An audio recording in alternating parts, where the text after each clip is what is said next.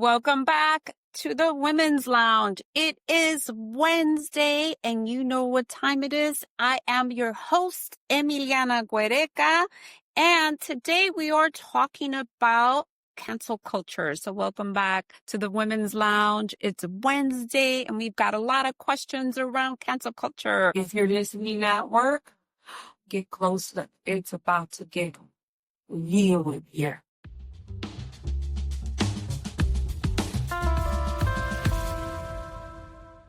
What we're asking today is really simple. What we're asking is what's really going on? The chaos, continued chaos everywhere. But you wouldn't know it if we turned on the mainstream media because there's silence. There's a controlled silence around what is happening, from unemployment to ICE raids to tariffs. So I do think that there is a control of freedom of the press, right?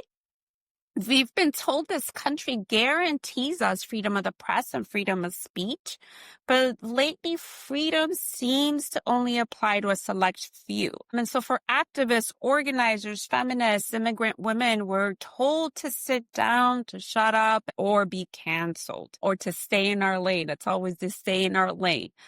So let's not forget, this month is Hispanic Heritage Month, and what a way to celebrate. Instead of honoring the contributions of Latinos, the country continues to target Latinos, continues to target families. And from this Latina, I'm going to say that we're not going away. We are the fabric of what is supposed to make the United States of America, the American dream. We come out here to work, to contribute. Let's not whitewash it. Let's celebrate it.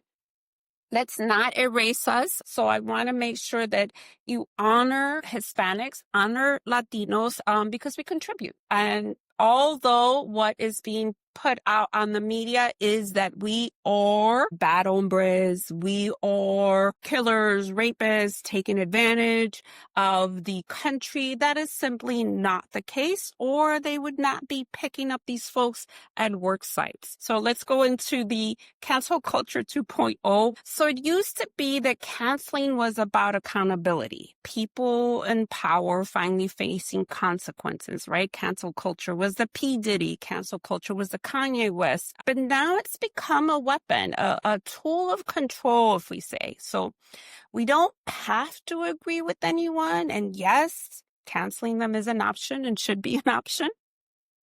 But the truth is that we don't have to agree. I will not agree to disagree with people who don't care to fight for my rights. I will not agree to disagree with those who are fine oppressing and systematically oppressing me and those who look like me.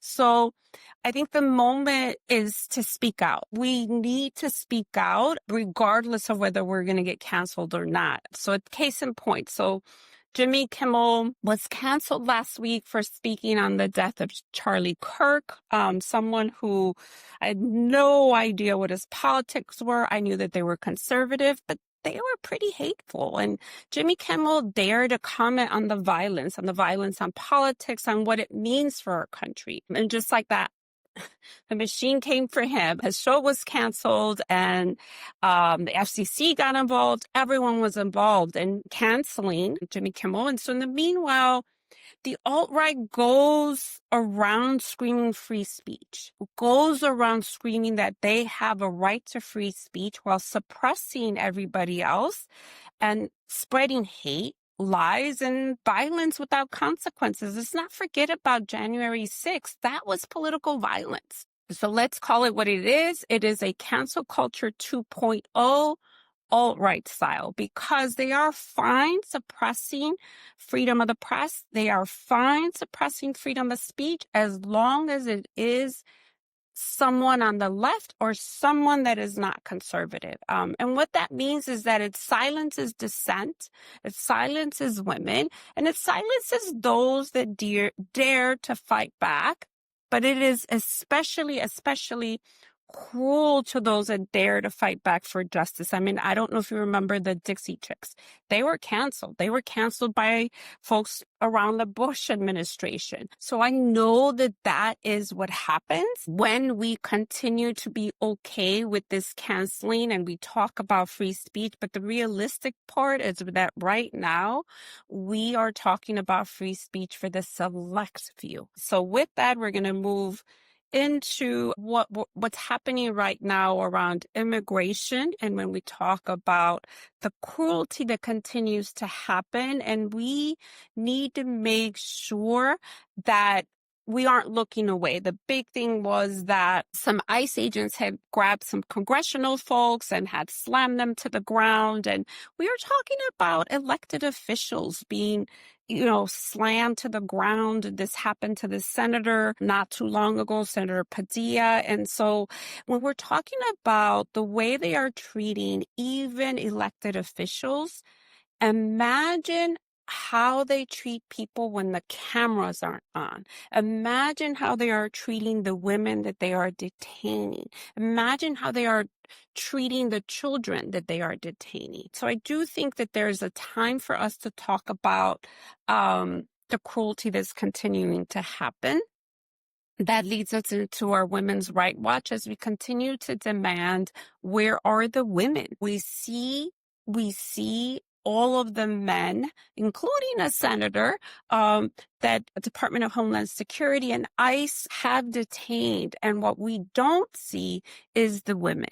What we don't hear are the women's voices. Who is telling their stories? Who is exposing the cruelty that is happening? And let's talk about it. And it is state-sanctioned violence against women. That's what this is. Women are being held in wherever. We hear that Adelanto in California is a place where they're holding women with children. We hear that there is a place in Alabama that they're holding women with children. And we heard from John Ossoff in Georgia, who talked about the abuse that they were suffering. So I'm going to say that in honor of Hispanic Heritage Month, to call your representatives, demand answers, talk to them about fair process. And when we talk about immigration reform, talk to them about the humanity of what is happening. Talk to them about why we are funding private prisons that are holding these women, that are holding these families, separating them. I know we had a small win this week around a federal judge that said that the United States cannot deport unaccompanied children back to Guatemala. So that was a win for a moment. So we can breathe a little bit. So thank you for listening.